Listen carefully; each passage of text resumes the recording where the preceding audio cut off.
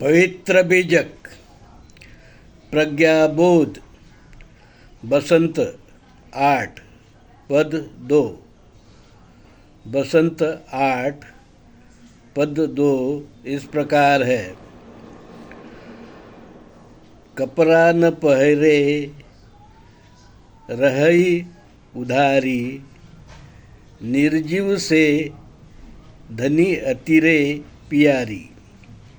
बसंत 8 पद 2 इस प्रकार है। कपड़ा न पहरे रही उधारी, निर्जीव से धनी अतिरे पियारी।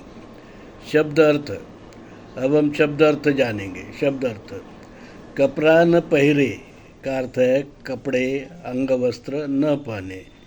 रही उधारी का अर्थ है रहे निर्वस्त्र, नंगी। निर्जीव का अर्थ है भोग, वस्तु, धन संपत्ति, अहंकार। अतिरे पियारी का अर्थ है अति प्रेम, लालच, मोह, माया। अब हम प्रज्ञाबोध जानेंगे। प्रज्ञाबोध। परमात्मा कबीर बसंत के इस पद में माया का वर्णन करते हुए बताते हैं, माया बेशर्म होती है, नंगी, बिना वस्त्र, लाज शर्म के घूमती रहती है और चेतन राम अर्थात जीव से प्यार नहीं करती, न उसका भला चाहती है। वह कल्याणकारी नहीं है, अहंकारी है। उसे निर्जीव वस्तु, धन संपत्ति, अहंकार से बड़ा लगाव है, प्यार है और इनको पाने के लिए वो किसी भी हद तक जा सकती है। उसे शर्म, लाज की कोई चिंता नहीं। वह निर्लज्ज है, बेशर्म है। वह इज्जत भी बेचकर खुश रहती है। परमात्मा कबीर ने हमें मोह, माया, लालच, अहंकार से दूर रहने की सीख दी है। परमात्मा कबीर ने वो मूल भारतीय हिंदू धर्म पुनर्स्थापित किया जो सिंधु हिंदू संस्कृति के आदि पूर्व से चला रहा था। लोक धर्म था, इस देश का मूल भारतीय लोगों का धर्म था, आदिवासियों का धर्म था, विश्व का पहला धर्म था। सनातन, पुरातन, मूल भारतीय हिंदू धर्म का।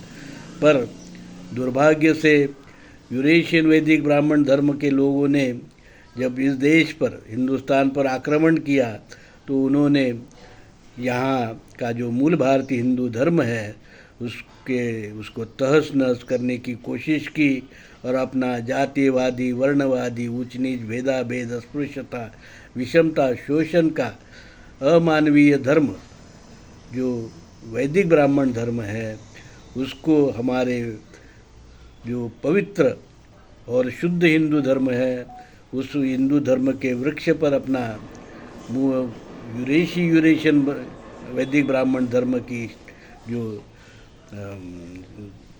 शाखा है उसको प्रत्यारोपित किया और हमारा मूल धर्म को ख़त्म करने की कोशिश की। और फिर वो यूरेशियन वैदिक ब्राह्मण धर्म के जो फल फूल है वो बहुत विषारी, जातिवादी, वर्णवादी, ऊंच नीच, भेदभाववादी जो फल है वो आने शुरू हो गए और हमारे हिंदू समाज को उन्होंने जाति वर्ण में बांट कर तोड़ दिया।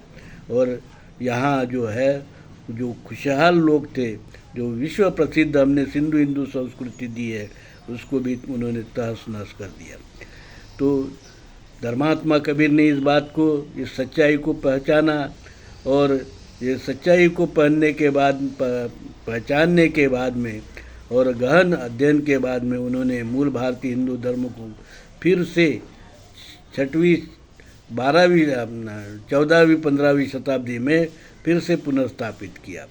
पवित्र बीजक, उनकी वाणी जो पवित्र बीजक है वही मूल भारतीय हिंदू धर्म का एकमात्र धर्म ग्रंथ है।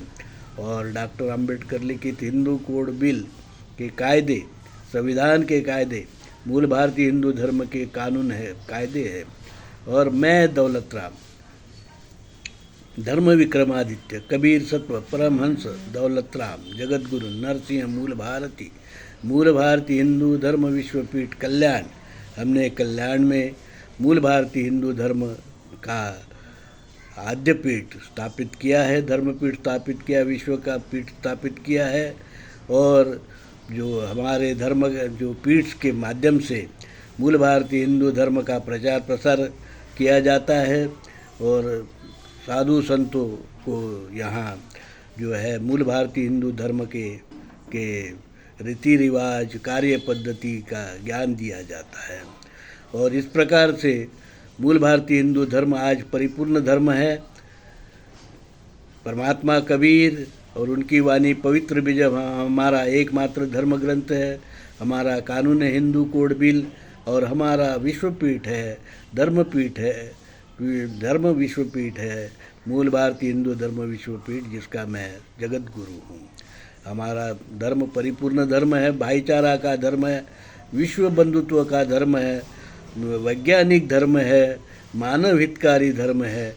और हमारा मूल भारतीय हिंदू धर्म ये विदेशी यूरेशियन वैदिक ब्राह्मण धर्म से अलग है।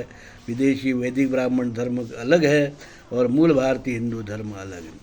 विदेशी यूरेशियन वैदिक ब्राह्मण धर्म का धर्म ग्रंथ है वेद, जिसमें है भेद, और मनुस्मृति, जिसमें है जातिवाद, वर्णवाद, ऊंच नीच, भेदाभेद, अस्पृश्यता, विषमता, शोषण, छुआछूत और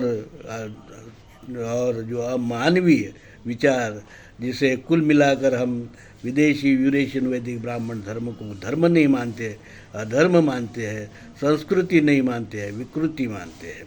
संस्कृति और धर्म तो मूल भारतीय हिंदू धर्म है, जो भाईचारा, सदाचार, शील सदाचार का आचरण और समता का आचरण, ममता का आचरण सिखाता है। साधु साधु साधु।